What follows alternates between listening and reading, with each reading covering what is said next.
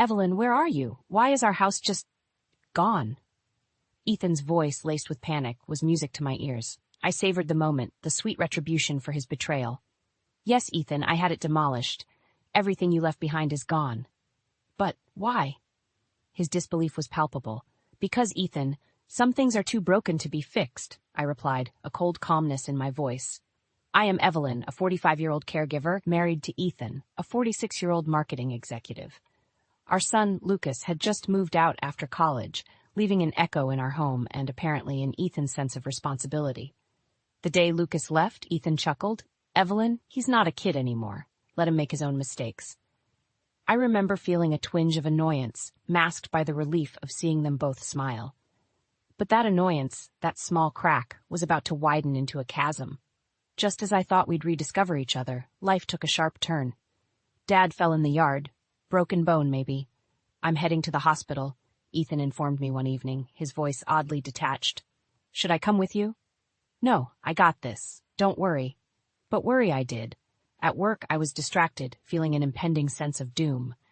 Returning home, I found Ethan lounging on the couch, as if his father's fracture was just another minor inconvenience. He'll need a cane, Ethan said casually, as if discussing the weather. This wasn't just about a cane. This was about Henry, Ethan's father, who had been living alone since his wife passed away 3 years ago.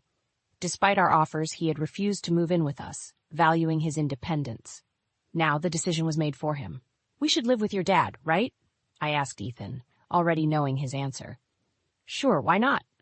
He's family. The family home, where Ethan grew up, was more suitable for Henry in his condition. It was settled. We would move in with Henry. Little did I know, this decision was the first step towards an irreversible change, a change that would shatter the very foundations of our life together. That evening, as I looked around our soon-to-be-left condo, memories of Lucas's childhood flooded my mind. There was a bittersweet tang in the air, a mix of nostalgia and foreboding. Ethan's indifference was like a growing shadow in our home, but I was too preoccupied with the logistics of the move to confront it. In my heart, I hoped this move would bring us closer, not just to Henry, but to each other. How wrong I was. The move happened faster than expected. Henry, frail but smiling, welcomed us. Sorry to be a burden, he said, his eyes reflecting a lifetime of memories held within the walls of his home. You're not a burden, Dad. You're family. I assured him, while Ethan just nodded, his mind seemingly elsewhere. That night, as I lay in bed, listening to the unfamiliar sounds of the old house, I couldn't shake off a feeling of unease. Ethan, on the other hand, seemed more distant than ever, lost in thoughts I could not reach. It was the beginning of the end, the start of a journey that would lead me to the ultimate act of defiance. Little did Ethan know, his world, our world, was about to come crashing down. The walls of Henry's house, steeped in history, were now silent witnesses to a growing rift. As days turned to weeks, Ethan's late returns from work became the norm. His once warm smiles were replaced by a cold, distant demeanor. Evelyn, he's my father. I know how to handle him, Ethan snapped one evening when I expressed my concern about his lack of involvement with Henry. I bit my tongue, the bitterness of his words stinging me. It wasn't just about Henry, it was about us, about what we were becoming, or rather what we were losing. Julia, Ethan's sister, visited one weekend. Her concern was palpable as she watched us moving around each other like distant planets in a decaying orbit. Are you sure about this, Evelyn? Living with Dad, I mean. I can take him if it's too much, Julia offered, her eyes searching mine for a hint of reluctance. I forced a smile. No, Julia, it's fine. We're fine. But we weren't. Ethan's aloofness was growing into a chasm that I could no longer bridge. His excuses for staying out late became more frequent, his explanations more flimsy. Evelyn, I'm just grabbing a drink with colleagues. Networking, you know, he would say, his words lacking the conviction they once held. Networking or escaping? I found solace in Henry's company. Our conversations, filled with stories of the past, were a balm to my growing loneliness. In those moments I felt a connection, a belonging that had started to fade with Ethan. One evening, as I helped Henry with his exercises, his voice trembled. Evelyn, you've been like a daughter to me. I hate to be the cause of any trouble between you and Ethan. I held his hand, assuring him, Henry, you are not the problem. Please don't think that. But deep down, I knew the problem wasn't Henry. It wasn't even Ethan's late nights. The problem was something far more sinister, a rot that had set in the core of our marriage. Ethan's indifference was now a gaping hole, swallowing any remnants of the love we once shared. His absence, both physical and emotional, left me grappling with a myriad of unanswered questions. Was this our new normal? A life of silent meals, unshared beds, and unspoken words? I lay awake that night, listening to the creaks of the old house, each groan echoing the turmoil in my heart. I missed Ethan, or rather, the Ethan I thought I knew. The man who now lay beside me, lost in his own world, was a stranger.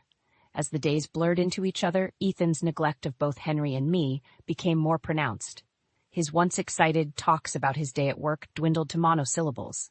His late-night returns were now expected, and his excuses a mere formality. The gap between us widened, filled with unspoken accusations and stifled emotions. I was living with a ghost, a shadow of the man I married. It was during one of these sleepless nights that I stumbled upon the first thread of the web of deceit Ethan had been weaving. A thread that would unravel everything we had built together. As I lay there, staring into the darkness, I made a decision. I would no longer be a spectator in this crumbling facade of a marriage. I was going to find out the truth, no matter how painful it might be. And if my suspicions were correct, Ethan would soon learn that some actions have irreversible consequences. The stage was set. The actors were in place. The drama of our lives was about to reach its crescendo.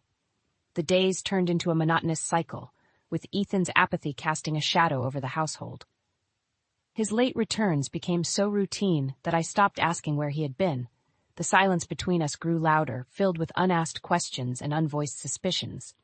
One Saturday, I decided to confront him. "Ethan, your father feels neglected." "You're hardly here," I said, my voice a mix of frustration and desperation. Ethan scoffed. "He's fine, Evelyn. Stop being so dramatic. I have my life too, you know." His words stung, and I recoiled at his dismissiveness. Was this really the man I had loved for all these years?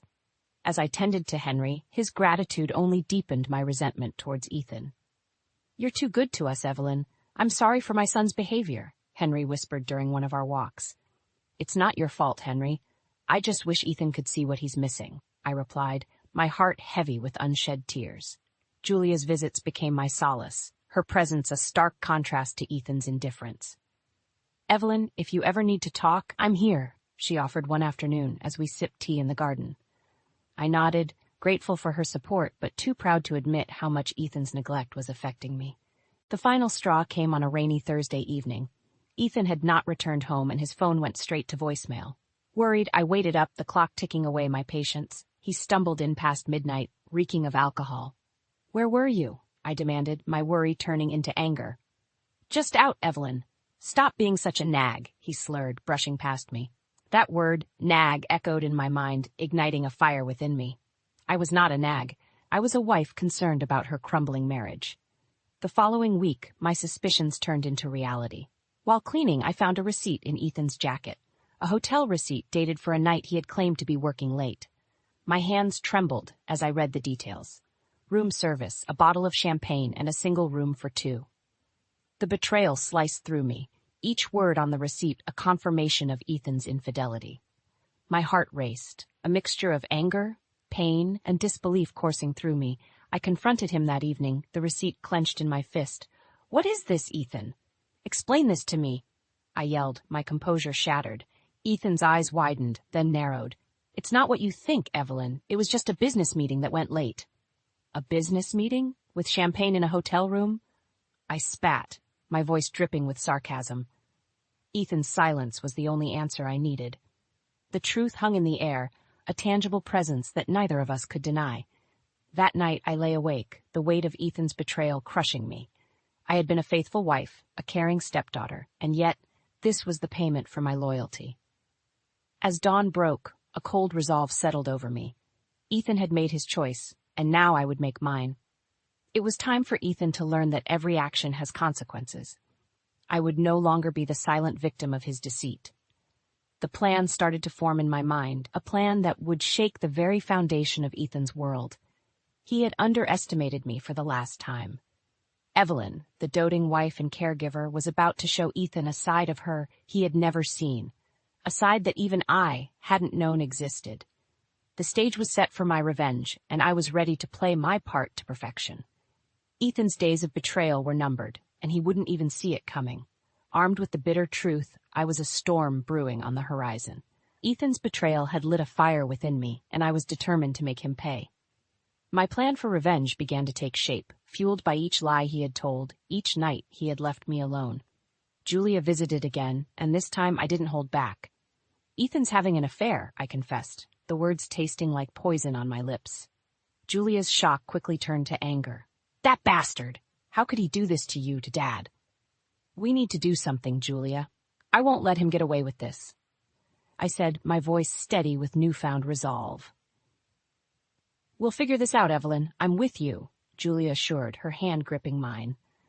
The opportunity presented itself when Ethan casually mentioned an upcoming business trip. "A week in New York. Big project," he said, avoiding my gaze. "A week, huh?" I mused, a plan forming in my mind. "Have a good trip." But it wouldn't be the business trip Ethan was expecting. No, this would be the week when his world would come crashing down. I started my preparations the moment he left. With Julia's help, I gathered evidence of his affair, hotel receipts, phone records, late-night messages. Each piece was a nail in the coffin of our marriage. Next, I contacted a lawyer to discuss divorce and property rights. I would not only leave Ethan, but I would also strip him of everything he held dear. His betrayal had cost him more than just our marriage. It would cost him his home, his comfort, his security. "Evelyn, are you sure about this?"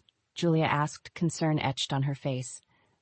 "I've never been more sure of anything," I replied, a cold determination in my voice. While Ethan was living it up in New York, oblivious to the storm brewing back home, I was executing my plan with precision. The house, Ethan's childhood home, was the first to go.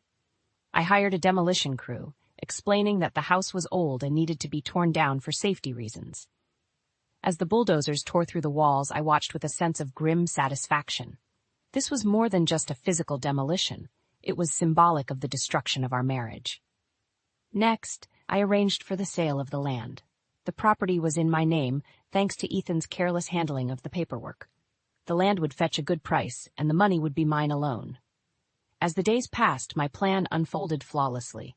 I was no longer the betrayed wife. I was the architect of Ethan's downfall.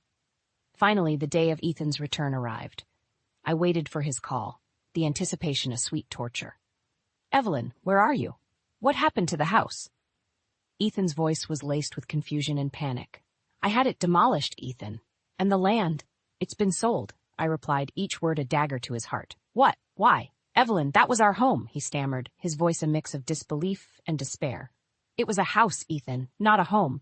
And now it's gone, just like our marriage," I said, my voice calm and steady. "But why? How could you do this?" Ethan's plea was pathetic, a far cry from the confident man he once was. "You made your choice, Ethan. Now I've made mine. Goodbye." With that, I hung up, cutting off any further pleas or excuses. As I sat in the silent room, a sense of liberation washed over me. I had done it. I had taken back control of my life. Ethan's betrayal had shattered our marriage, but it had also awakened a strength in me that I never knew I had. I was no longer a victim. I was a survivor. And as I looked ahead to my new life, free from lies and deceit, I knew one thing for sure. Ethan would never forget the name Evelyn. Ethan's world had crumbled, and I was the architect of its downfall. The day he returned, I waited, knowing he would confront me. As expected, his car screeched to a halt where our home once stood, now just an empty lot. "What have you done, Evelyn?" Ethan bellowed as he approached, his face a mask of shock and anger. "I've freed myself from a life of lies and deceit," I replied calmly, my resolve unshaken. "This was my childhood home. How could you?" His voice cracked under the weight of his loss. "Your childhood home? You mean the house where you neglected your father and betrayed your wife?" My words were sharp, cutting through the air between us. Ethan staggered, as if my words were physical blows. "Evelyn, please, let's talk about this." "Talk? Like you talk to your mistress?" I countered, the bitterness in my voice unmistakable. "You don't understand. It was a mistake," Ethan pleaded, his eyes searching for any sign of the love that once bound us. "A mistake repeated is a choice, Ethan, and you chose her over us. Over everything we built together, I said, the finality in my voice echoing in the empty space. Ethan looked around, desperation taking hold. But where will I go? What about my things?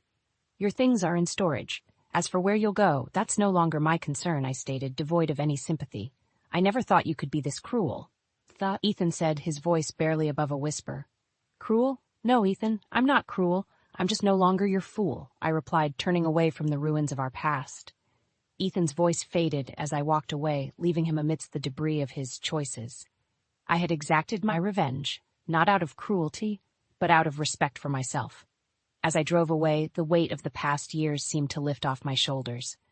I was no longer bound by Ethan's betrayal or the confines of a loveless marriage. In destroying our physical home, I had built myself a new one, a sanctuary of self-respect and dignity. Ethan had taken so much from me, but he couldn't take away my strength or my ability to start anew. I had closed the chapter on Ethan and our life together.